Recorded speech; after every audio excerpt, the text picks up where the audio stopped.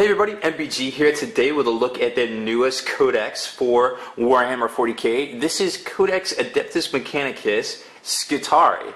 Definitely leaving the door open there, right, for perhaps another codex, which we've already kind of heard may be coming out here in the near future. So that's kind of cool to see. This definitely being the precursor. We saw that with Codex Adeptus Astartes Blood Angels, so you never know what just might come out as far as Space Marines go either. Now this one's a little bit smaller than your normal codex size. Usually they're about 110 pages. I guess Codex Demonkin was 120, so a little bit more sometimes you get a little bit less. This one obviously you get way less, and it is $33 retail. Hardcover experience, of course, but it's there's nothing lacking from it. There's still a whole codex worth of stuff in here. We just don't have, a whole codex Space Marines worth of models to cover in the codex. So, there is that. So obviously it's going to be a little bit less, but if you think about it, for a brand new race, the same thing kind of happened with Necrons in the beginning back in 2002. Well, I guess it wasn't the real beginning, but it's when they went from becoming a skirmish type raiding force to actually becoming a, I guess the whole army in and of themselves, it was a smaller book. So that being said, let's kind of take a look at it. Now, there's some interesting stuff, not just in the contents, but also in this title page down here as well. So you got this huge section of fluff here, 39 pages, which is roughly about half the codex, right? And then you get into the actual forces themselves, which is, about 20 pages, give or take, here, I guess technically 15. And then you get into the appendix, which is the majority of the rest of the pages, roughly 10. So you kind of keep that in mind. It kind of fits in with what I was saying a little while ago about kind of how all that works. Now, that being said, also, let's take a look at the bylines. The devil's always in the details, as my father likes to say. And, well, there's definitely some details here. So you got produced by Games Workshop in Nottingham. Reminds me of another company that puts something similar on their products, made by Apple in California, if you know what I'm saying. So I don't know what that's about, but it's interesting to see. It definitely makes their products seem a little bit more exclusive, like, oh, I'm buying something out of England. But then again, I'm kind of revolted at the same time, and I don't know why, but I'm just going to throw it out there. It's a great hobby, but sometimes I don't want to agree with everything they put out. Now, that being said as well, look here. Printed by Belmont in the UK. So that's a clear departure from, stuff being printed in China. Now, I touched on that a couple of videos ago, a couple of video reviews ago. We saw a lot of piracy coming out of China. I know majority of you viewing this already know what I'm talking about. But it was starting to spread to books. And to be honest, Games Workshop made the right move here to take their printing out of China and bring it back to, I guess, we heard it was in the States, but I guess it's in the UK where they have their own printer. So that's really good to see, because you got to protect your IP. You might not be able to protect what's going on with your models per se, but being able to protect your actual rules and your actual IP, is one thing altogether. I'm just going to say some people had some of the End Times books several months in advance, because some of the Chinese counterfeiters were actually selling them and putting pictures up online. And that was a little sad to see, but we did see it. And this is a really smart move. And we definitely, I think they made the right move here. So kudos to them for kind of dealing with some real world stuff that, that definitely affects our hobby in a negative way. So it's good to see them bringing that back, protecting their IP, as far as, counterfeiting and things like that with their actual rules. So, again, a very well designed codex for the forces. It's laid out very well. A lot of similarities to what we've seen in the past. You got a huge fluff sections. You get into the timetables. You got, how Mars is laid out even. Obviously, it kind of looks like a skull, right? So, very cool stuff. And then you got Forge Worlds throughout the galaxy. I liked this right here. You got Forge Worlds throughout the galaxy and kind of some of the Skitarii kind of war bands kind of spreading out and taking over things and going on little war expeditions, as they like to call them. This was really interesting to see kind of how the Adeptus Mechanicus stacks up, and it kind of explains a little bit, well, you know, why is there 40K models, plastic models, and why does Forge World have some of the stuff? Well, you kind of understand a little bit more about it right down here. Now, we haven't seen a whole lot from the Order of Reductor, but we've definitely seen a lot from the Legio Cybernetica and the Myrmidon Auxilia here as well. So you got that. And then, of course, Cult Mechanicus, a lot of the HQ choices for the Forge World models as well.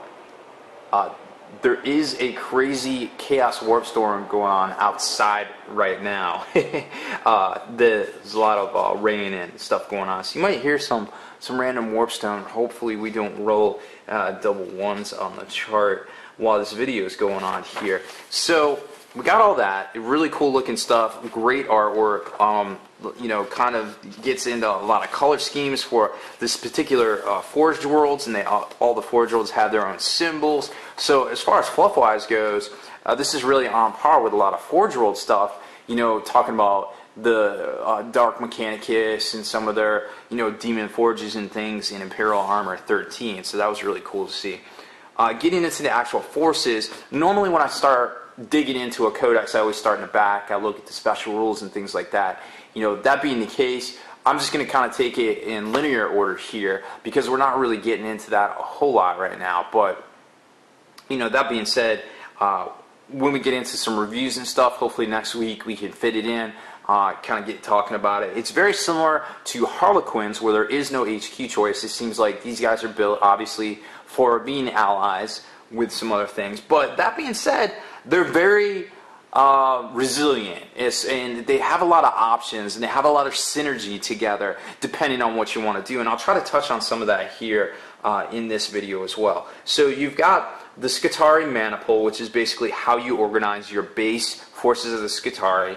2 troops seems pretty reasonable, right? The troops are wonderful. I think they're great. They're great points wise. I think they're definitely great as far as the models themselves go, and as far as special rules, they're also very good. And especially with your ability to get some of these command benefits, like being able to outflank, you could also buy that piece of war gear as well. Preferred enemy, putting your HQ in a unit to get that, also very good.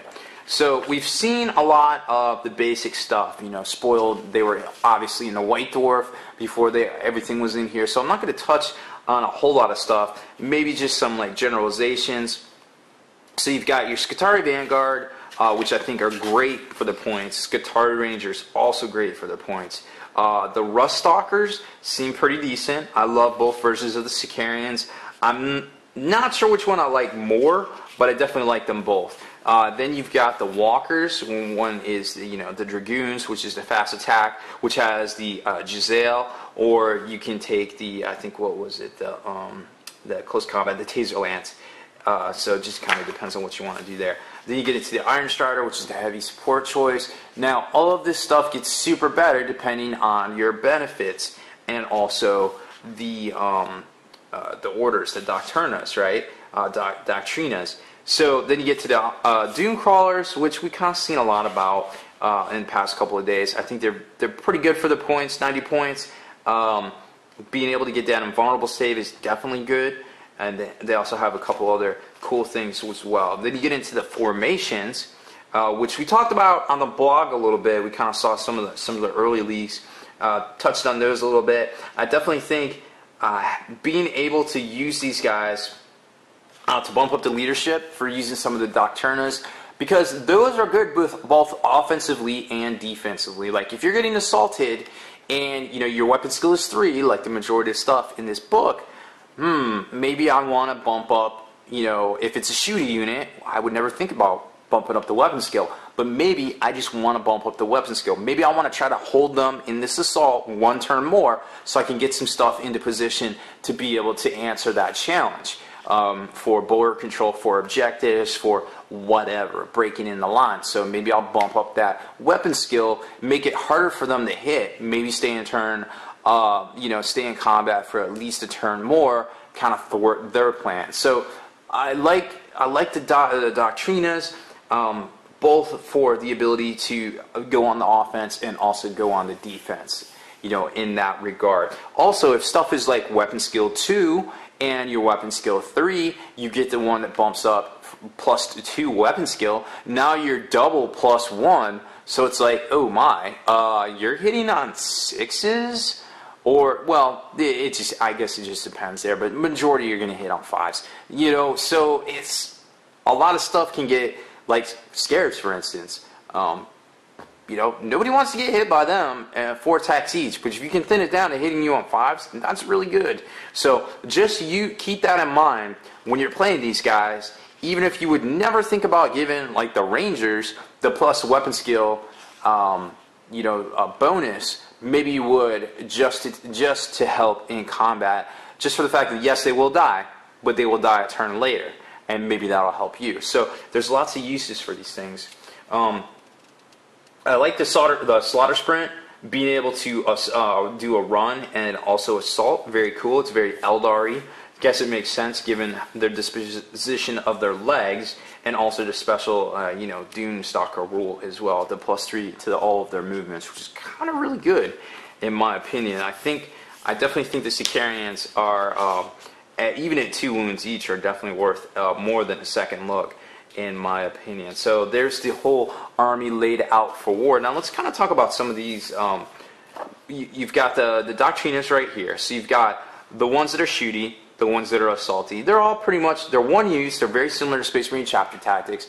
But keeping that in mind, you've got the gimmies, you know, the +1s. Then you've got the 2 -1, and then you've got the 3 -2. They're pretty much standard, whatever you do here.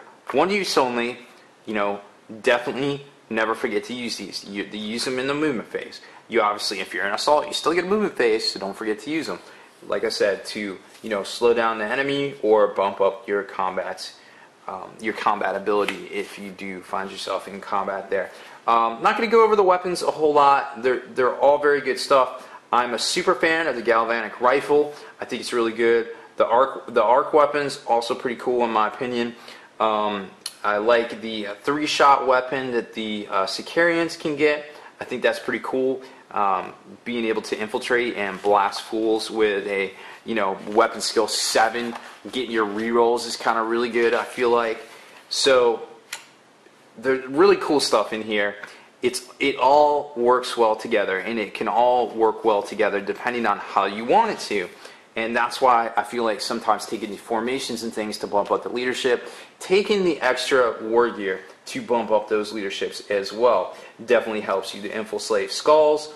Also giving you the acute senses. It might be an auto-include for, you know, if you're planning on infiltrating. Really good buy right there, I feel like. The enhanced data tether also works well for doing the doctrines. Very cool stuff there. So conversion field, just kind of LOLs, but definitely worth taking, depending on who you can throw that on, and you can do a little bit of kind of throwing your guys out there depending on who has it. I believe it's sergeant only, so you can kind of just be like, yeah, let me throw him out there and let me kind of see what's going on and kind of work the angles and things like that. So remember, these guys are allies with pretty much Codex Imperial. So there's the ability to kind of pull some shenanigans, and I think the biggest one will be with the Skitarians being just so daggone good, man. They just seem very well rounded. They seem like that perfect mix between an infantry unit and a Terminator. They seem very well right now, and I'm not exactly sure how to throw them on the tabletop and in what form and what exact tactics, because they're just so hybrid and so middle of the road that they just seem to be that good that I just don't have a lot of opinions on them right now. But I'm definitely searching for that. Trust me there. I like some of these relics. I really do.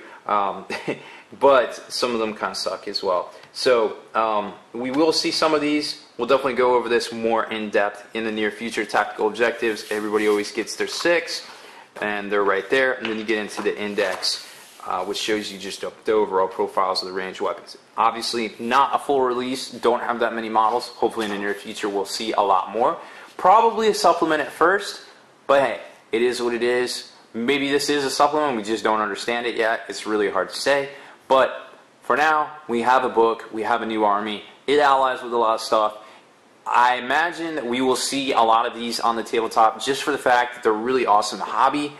They're a fan favorite model kind of concept, and the first full-blown release of a new army kind of initiative in a very long time. So it's really cool to see. Kudos to Games Workshop for making a lot of the right moves, I feel like, with this book. And I'm sure we will vote with our dollars here in the next few weeks. I'm sure they're going to sell a lot of these kits and a lot of these books. So that's about it for this one, guys. Make sure you stay in the trenches. Subscribe to this YouTube channel. Check out the blog, spikybitsblog.com. And make sure you head on over to thelongwar.net. That's where the battle reports live. Get exclusive content and more. Become a veteran of the Long War today.